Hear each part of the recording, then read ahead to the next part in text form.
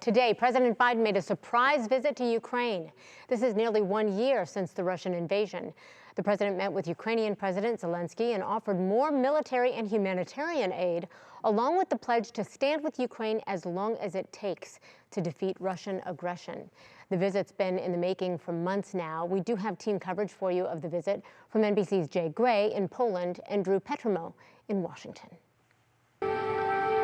Air raid sirens blared as Presidents Biden and Zelensky walked the streets of Kyiv, the two men visiting the Wall of Remembrance that honors fallen Ukrainian soldiers. I thought it was critical that there not be any doubt, none whatsoever, about U.S. support for Ukraine in their war against the brutal attack by Russia. During the visit, President Biden announcing $500 million in new aid to Ukraine for ammunition, weapons, surveillance systems, and to bolster energy infrastructure that's been a constant target of Russian attacks. American society, been from the very beginning of this tragedy, from the very beginning of this full-scale war, from the first days, been together with us. The president visiting a war zone required months of meticulous planning. NBC News correspondent Jay Gray is on the border of Ukraine and Poland with more on how the White House pulled it off. And Drew, we're learning a lot more about the president's secret trip to Kyiv now. After the transatlantic flight on Air Force One, the White House says he took a 10-hour train ride to get to Ukraine.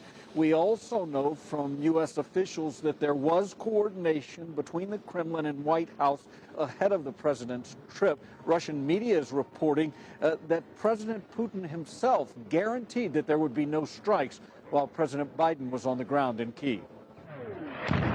The visit comes just days before the one-year anniversary of the Russian invasion, and as Russia pushes forward with a grinding new offensive.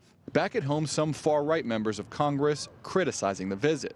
But President Biden made a point to reassure Zelensky that bipartisan support for Ukraine remains strong.